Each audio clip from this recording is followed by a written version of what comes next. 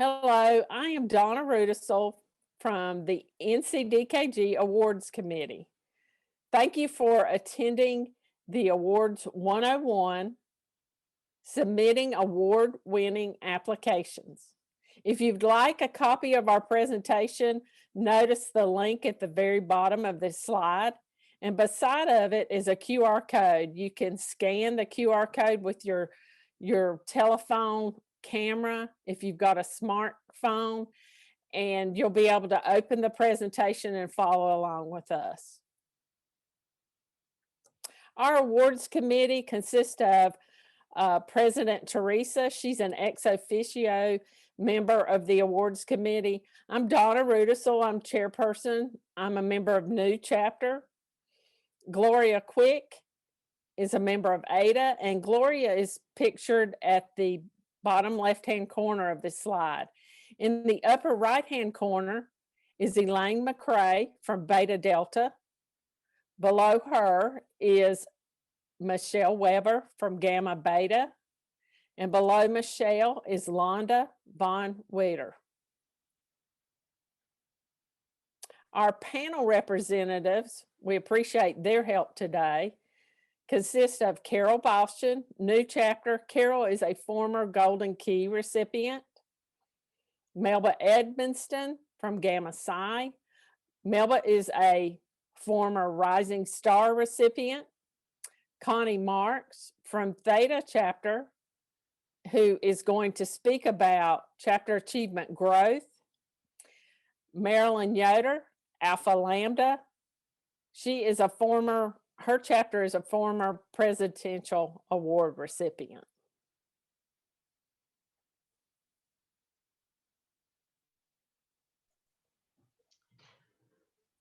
And the question is, what do these three women have in common? Dr. Laura Anderton, Mary Garber, and Joanne Norris. Well, the answer is all three were past DKG Founders Award recipients.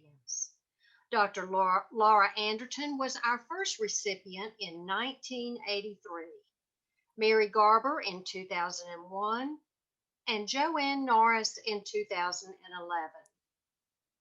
The Founders Award is the highest award that North Carolina DKG bestows, and it can be awarded to members as well as non-members. The recipient must be a resident of North Carolina and is to be a woman who has made an outstanding contribution to the improvement of the quality of human life through education, research, publications, or service beyond the local and regional levels. By a vote of the State Convention in April of 1981, an investment of $10,000 was set aside from the available fund, and the interest from which is to provide the award of $500 and a plaque to the recipient in odd-numbered years. Here are some points you might want to consider as your chapter looks at nominees for this wonderful award. Please follow your rubric closely. This is your guide to creating a successful application. If you're looking at applicants from the past, please follow that rubric because many of the former applications do not subscribe to the new rubric. Stress your applicant's influence beyond the chapter or local level and focus on their wider impact in the state and worldwide. Please pay close attention to documentation. It is very important that you include that information. Look at the qualifying information and make sure it is inclusive. Include substantiating statements with up to 4 letters of support, and these letters should be no more than 250 words each. Think outside the box when you're selecting your nominee, and start right now considering whom you might nominate and begin gathering your information. Good luck as you consider your 2023 nominee for this most prestigious award. And now I'll pass it over to Michelle Weber, who will share Rising Star information. The NCDKG Rising Star Award is intended to recognize and encourage key women educators in their early years of active membership in NCDKG. These members demonstrate exceptional growth in education, leadership, and contributions to the organization consistent with our vision and purposes. Rising Star nominees reflect the strong potential for successful leadership in the chapter and state level and beyond. 5 NC Delta Kappa Gamma members meeting the standards of this award will be honored each year at the state convention. Please consider beginning your nomination process early. Nominations is made with the candidate's permission. Ask her questions or allow her to assist in the completion of her nomination. Follow the rubric to complete your nomination. Details such as dates are important. Nominees demonstrate increasing levels of responsibility, getting involved right away. There is exceptional and ongoing achievement in her profession and in the society. She has strong leadership abilities or potential for leadership. Current state officers and related personnel are not eligible for this award. Now I will turn it over to Melva, a recent Rising Star recipient. Hello, my name is Melva Emiston, and I previously was the Rising Star Award recipient. The Rising Star does not have to be a beginning teacher, but a new member that has only been in membership for 1 to 7 years. She actively participates in the chapter. She takes on leadership roles.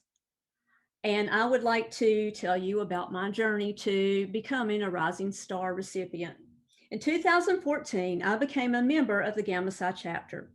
I was definitely not a beginning teacher, as this is my 34th year teaching. I became first vice president in 2016. From 2018 to present, I have been the president of Gamma Psi. My chapter members have been very supportive to me, and I am constantly learning from them. I am honored to have received the Rising Star Award. I look forward to many more years of being a part of Gamma Psi and NCDKG. She's keeping everything together. She's keeping your group moving forward. She may or may not have been an officer. She may or may not have been a committee chairperson, but she has probably been involved in just about everything. She may have been a fundraiser. She may have organized many programs. This is the person you're looking for. Also remember that the golden key does not necessarily mean golden age. It means that the person has 7 years or more in your organization. So this could be somebody that is an earlier teacher or a later teacher. Be sure that you are reviewing the rubric for the latest rubric. Make sure that you look at that rubric because the awards committee is looking at points. So look at the rubric, try to figure out your points, and that is how the award is awarded. When you are writing, be sure that you are using the most recent form of the golden key. That should be online. and be specific. This is going to be tricky because this is an award that is supposed to be confidential. It's a secret. So if you're being specific, and by that I mean, you might say, Betsy has had several officers' jobs. Several to the awards committee is hard to decipher. Several means virtually nothing. Several, how about 3 and what they are and what years they were in? She went to multiple conventions. The awards committee doesn't know what multiple means. So she went to the Wilmington Convention. She went to the Charlotte Convention. She went to the Hickory Convention. She went to the International Conference in Asheville. Be specific. Give us names, give us dates. Be sure that you are giving us all the information that you can. Now, the tricky part of that is this is supposed to be confidential and a secret. So now would be a good time to start getting all the information together for your golden key next year, because you've got to do some research. You can't ask her what conventions she's gone to. So you might have to ask other members in your group if they know what conventions she has gone to. You may need to do some work looking back at past notes or your website, trying to figure out where and when she went to conventions, where or when she held a specific office. So you're going to have to do some research work on your Golden Key member. Remember that the Golden Key Award is weighted to the top of the scale. That means towards the chapter. The chapter, what they have done for the chapter counts more, gets more points than what they have done for state or international.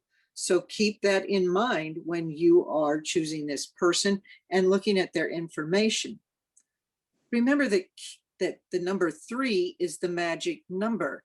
3 is the most points that can be awarded for any specific area on the rubric. So you wouldn't need to mention that she has had 11 different conferences or 11 different offices. You could, as long as you've got that 3 and they're solid 3s, then that's as far as you need to go. Remember that community service is anything not having to do with the job that you're being paid for. For example, if you're the head of the PBIS board, that does not count. That's part of your job. So you're looking at those things in the community where the person is giving outside of their job. Outside of their job is very important. Again, the magic number is 3. Have they done at least 3 major things in each area? I'm now going to turn it over to Carol, a previous Golden Key Award winner. Good afternoon. One thing I'm going to mention from what Londa said, work closely with your membership chair, because your membership chair should have a lot of records of things that a person has done. So it's important to get in touch with them. The first item I'm going to talk about with Golden Key is maintaining momentum. You know, how do you keep things going after you've gotten this award? First of all, I personally considered Golden Key as an honor. When I was nominated and then received the award, I had no idea it was coming. So they kept it a really good secret. But then I felt like I had a responsibility to live up to their expectations. So that's kind of my personality anyway, but a Golden Key person should serve as a role model for other members in their chapter so that they might also, you know, attain that honor. Share your leadership story. I don't know how many times I've heard people say, I never thought I would be president. I never thought I could do that. And then they were coerced into taking that job and they found out they did a wonderful job. So share your leadership story and that will encourage others. And then remember who nominated you for membership, because a lot of times that person saw something in you that you maybe didn't see in yourself.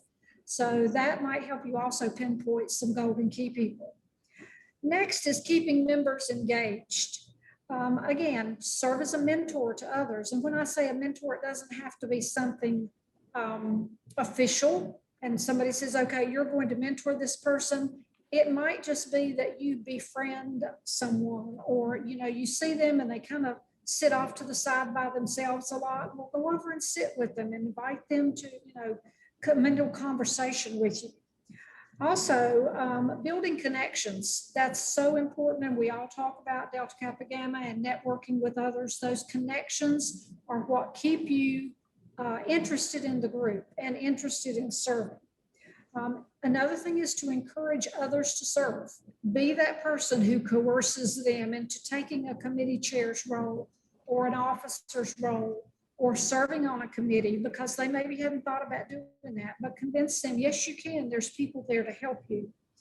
And then I think probably one of the most important is inviting others to join you at an event like we're having this weekend, at a state convention, at a regional event, at an international conference or international convention. That's where you see the big picture about what DKG is all about. And then my last point is about motivating the unmotivated. And that sounds like a hard thing to do, and it may be, but just remember, every one of these ladies in Delta Kappa Gamma was nominated because someone saw that they were an exceptional teacher, that they were an excellent person in their field. So find out what their strengths are, their interests are, and sometimes it's just observing. Okay, where do they gravitate? Do they go over and talk to the person taking pictures? Do they go over and talk to the person that's checking roll as you come in the door? Help them, you know, figure out what they're interested in, and then help them find a job that links to those interests. Encourage other members besides yourself to make contact with these people. Again, that networking and that feeling of belonging to a group is so, so important. And then finally, that building connections. Can't say that enough, because if they are connected with others, it's like Donna and I were talking last night, we're in the same chapter. We worked on opposite ends of the county. I was elementary, she was middle school. Except for Delta Kappa Gamma, we might not have ever crossed paths. And now we are very, very, very good friends. So that's what DKG is all about. And that's what a Golden Key person is. There's somebody you can look up to. There's somebody who's there when you need a helping hand, but they're also there to encourage others. So now we'll move on to chapter achievement.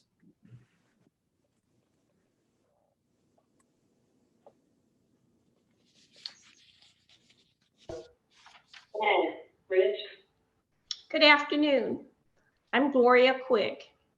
During this segment of Awards 101, Connie Marks, Marilyn Yoda, and I will discuss the Chapter Achievement Award.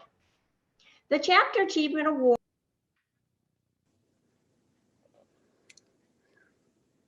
Oh dear.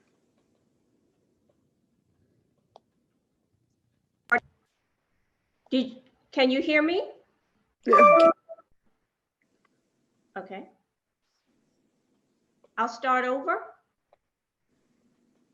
During this segment of Awards 101, Connie Marks, Marilyn Yoda, and I will discuss the Chapter Achievement Award. The Chapter Achievement Award is a roadmap for North Carolina Delta Kappa Gamma chapters to execute the mission and purposes of the society. This powerful tool for chapter engagement can be used to maximize the effectiveness, accountability, and growth of chapters by assisting them in collecting data in 13 areas. Additionally, this tool can be utilized for reflection. Chapters receive points for completing activities in the following areas: leadership, representation, communication, responsibilities, programs, projects, strategic plan, attendance, scholarships, international activities, contributions, and support of international and NCDKG activities. The achievement levels for this award in ascending order are honorable mention, distinctive, excellent, and superior. The prestigious Presidential Award is presented to the 5 chapters earning the most points on this instrument. If there is a tie, as it was in the case of 2020, 6 chapters may receive this recognition. The quest for obtaining the Presidential Award requires strategic planning, dedication, attention to detail, and collaboration. Let us look at some of the attributes of Presidential Award-winning chapters. First, the chapter has a vision. They know what they want to accomplish, and they develop a detailed plan to reach their goal. They select high but achievable goals, and they're willing to work outside of their comfort zone to reach the goals. In past years, 600 was the score for superior. So any chapter considering presidential award would have to realize that they would need to be looking at a high score in the 600, 675, 700. Second, they have a positive attitude. They believe they're capable of being presidential award winners, and they bring a come-to-win attitude. Third, they're motivated. This driving force of enthusiasm and passion keeps them focused and engaged from the beginning of the process till the end of the process. And fourth, they believe in collaboration or teamwork. The chapter realizes that in order to accomplish the goal of receiving the Presidential Award, all members must be willing to contribute. Chapter members may contribute in a plethora of ways: by attending meetings, by submitting required reports in a timely manner, by presenting chapter programs, by using their special skill sets, and by donating and participating in chapter projects.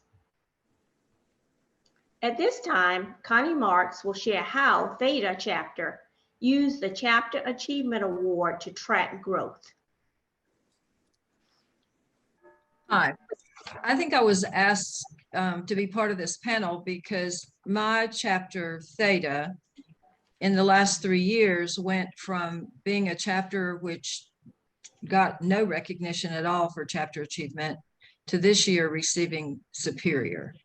So I was asked to share some of the ways we did that. My chapter was formed in 1939, and we have a long, proud history. However, during the chapter achievement efforts, we kind of lost track of what we were supposed to be doing with it, and it became a form that needed to be filled out and sent in. But I credit a session like this one that a group of us attended at the convention in 2019, where we learned more about this Chapter Achievement Award and what we needed to do to earn it. So after the convention, we started to work on it. The first thing we did is one member became the self-appointed point ninja and just reminded, called and asked. We created a graphic instrument that showed our progress as the year progressed. We sought out individuals who had special talents and said, would you do this? Could you do this? Would you be willing to do this? And we did that partly by looking at biographical data, trying to find out what interests people had, trying to figure out who was the best match for which job. We also aligned our chapter's budget with the chapter achievement form. We looked at what points were achieved and tried to cover as many categories as possible on that when we put together the budget. We also made committee chairs aware of the goals. And as they worked on various kinds of things, they tried to align the programs and so on with the goals. And we kept careful records throughout the year so we wouldn't forget things that we had already done. We also communicated with members of other chapters and said, how do you do this? What works for you? And they were very generous, sharing some ideas with us. And when we finally put the form together to file it, it was not just one member who did it. We got together and put our heads together because one of us might remember something another one didn't. So basically, with those efforts and a focus on the task and a group effort, we were willing and able to bring ourselves from no recognition to a superior rating this year. So next, Marilyn will talk with you about the Presidential Award recipients. Thank you for inviting me to be on the panel. I'm Marilyn Yoder, coordinator for our chapter achievement forms from Alpha Lambda in Henderson County, Region 11. We received Superior since the inception of Chapter 1 award. We were the first and only one to get it at the very beginning, so we had to keep going and keep it up. And we've had the Presidential Award about 5 times, and that means you're superior, and then you're in the top 5 of the superior. Now, I can't guarantee that if you follow exactly what we did, that you're going to get a presidential award, but you can use these strategies for attaining your goals set by your chapter. The first one is procuring the chapter support and getting organized. And you need to be ready as soon as the form comes out on the NCDKG website to make copies and be ready to go. And when there is a new administration like this year, we'll have some new committees, so those won't come out right away, but start thinking about points. You can get that early on. Now, I work with my executive committee in our chapter, and we talk about what goal we have. Well, of course, we've gotten superior, so our goal has to be, we're not going to go down, so it has to be superior. And we want to stretch and be able to do it so that we can do it. This has been a hard year and it's been challenging. I talked to various people on in committees and committee chairs and the executive committee, and talked to the membership, because the membership needs to buy in. They are going to help do the points. It's a collaborative effort. And we like to use JLT in our work with chapter achievement. And in fact, it works on a lot of things, but J, just, love, to. And we try to encourage the membership to give a JLT answer when you're asked to do something. Now, I run off the master form, the form, chapter achievement form that's on the website. I make several copies, but the first one, I have one that I consider my master form. And I go through it and check with help from the president and others who will be responsible for various parts of that achievement form and working on points for that. I also keep just a file folder for each page. I tear off page 1 and put it in file folder 1, so that as documentation comes in, I just put it in that file folder. And I also have the same thing on my computer so that I can take emails and put them in with the chapter achievement. And then at the end of the time, I can pull all that together. Now, in collaborating with those who will participate in gathering documentation, I meet with the officers. This year, I had chance to just in person meet with several of the committee chairs and the officers and gave them a copy of the form. And we went through that together so they get a picture of get the whole picture and see how they fit in. And several said, oh, this is so helpful. So I'm going to do that this next year. And I talk about what documentation is needed, what kinds of things. And I also do a due date. This form is due to the regional directors on March 1st. So I give the people who are working, especially on the form, the due date of the end of January. And then I try to encourage them, call them, check how they're doing, especially our new chairs of committees, and just kind of lead them, help them along. Since I've been doing this since almost 10 years, I kind of know what's needed, and can give help. And then communicating progress with the chapter. This is so important because if you want chapter members to buy into it, you have got to keep them informed. Now, I like the idea about a poster, like United Way uses a poster. I haven't figured that one out yet because most of the points come toward the end. But we do use our newsletter, emails. I give meeting reports and tell how we're doing. And then we have every member needs help. And they need to help with the attendance, projects, applications for scholarship, articles that they can write for the DKG international magazines, and communication with elected officials.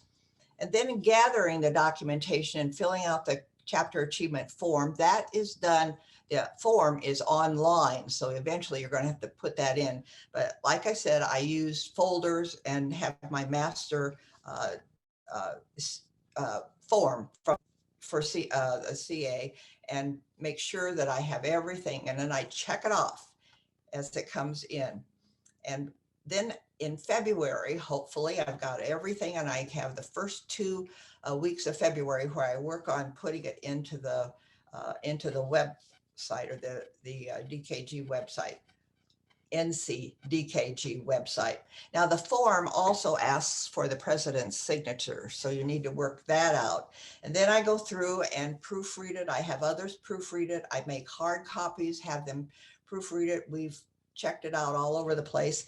And then finally, before March 1st, we send it to our regional director with lots of cross fingers and prayers. And celebrating with chapter members is the most fun part. And that usually happens after convention, where we find out, did we make whatever we wanted? This year, we're hoping we've got enough points for Superior, and we're just hoping that we'll be one of the 5 on Presidential Award that's going to be announced tonight. We celebrate with newsletters, Facebook, end of the year meeting. We really make a big deal of it then. Local newspapers. Now, thank you so much for being coming to this workshop and being part of the way that we as a state can focus on the things that we feel are important for NCDKG. So I'm going to tell you, get motivated to do it next year, start planning. And as Teresa keeps telling us, our dear president, ready, set, go. And now we'll go back for some questions.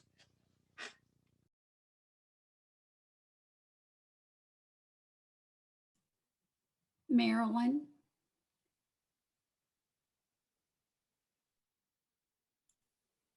I'm muted, Marilyn. Did someone have a question? I do, Marianne Hart from Kai.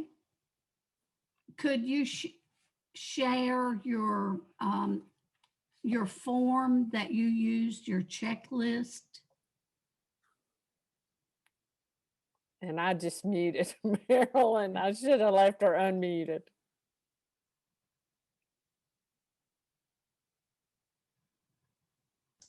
Now am I back? Yes, you're back. Okay. I'm sorry, Marilyn. That's fine. You was shutting me up. I can. I just run off copies of the one that comes on our NCDKG website. And that's my form, and I give those to various people, and it really helps us to be focused. Okay, thank you.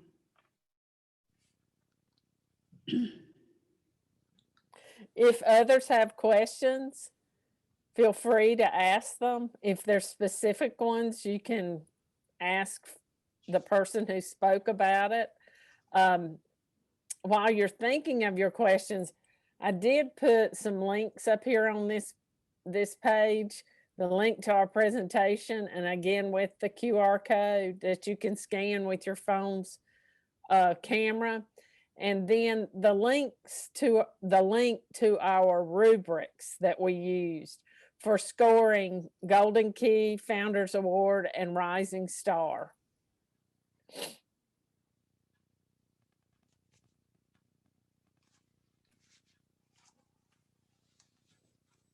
If no Donna, one, oh, I hear I'm someone. sorry. Go ahead, Ann Carroll.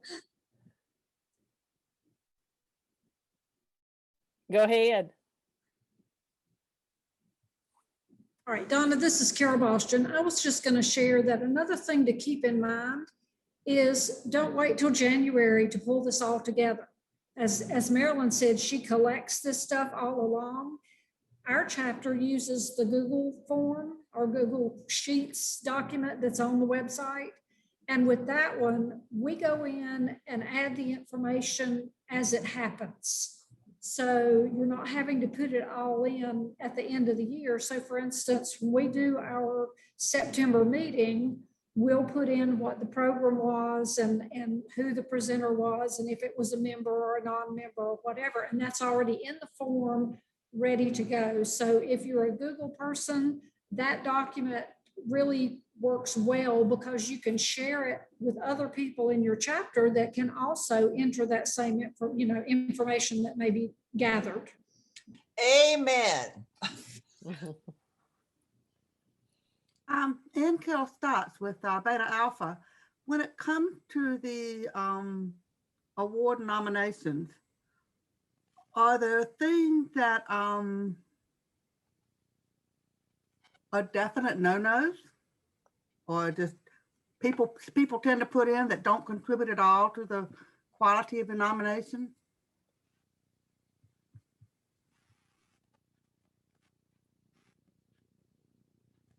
I'm trying to think back to some of the applications that we read over about 2 months ago or a month ago, and trying to remember some of the things that I know Londa alluded to that were job related, but not necessarily community related. That in particular, when we would read over it, we'd be like, well, that's her part of her job. It's not really outside of NCDKG. Donna, Yes. I can speak to that some more. Things that are not helpful. One of them is, I forgot to mention reference letters. When you are writing reference letters, remember that it's 250 words, and more than 250 words may or may not get read. So keep that in mind when if you have a 2-page reference letter, you may lose the second half of that as far as score goes. Also, the reference letters really need to speak again to the rubric, because if something was lost in your application form, we might be able to go to the letter of reference and see what years this person held an office or what year this person went to convention. So the reference letters are important, and it's important to really focus those reference letters on the accomplishment of the person. Thank you, Londa. Another thing, I think the form says 3 letters of up to 3 letters of reference. And if you send more than that, we're probably not going to read but the first 3. We're not, if you send 6 or 8 letters of reference, they won't get read. So you could ask members to write letters of reference and pick the strongest letters, but pick the strongest 3. Don't send all 6 or 8. Thank y'all for that. I think one of the things we had struggled with in trying to put some of these things together was trying to discern what might be perceived as important and what might be perceived as fluff, so to speak. Thanks. If you follow the rubric, and if you have questions in regard to the rubric or the application, I encourage you to contact the awards committee. Thank you for your question, Carol. And Carol. Are there other questions?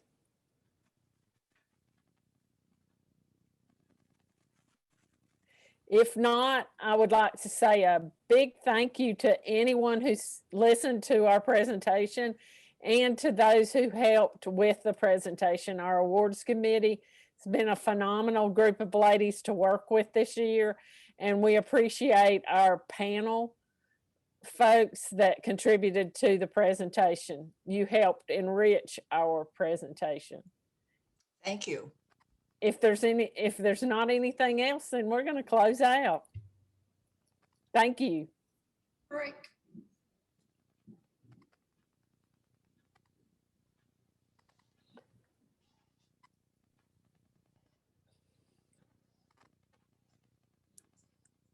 Thank you, ladies. Thank you. Bye. Bye-bye. Bye-bye.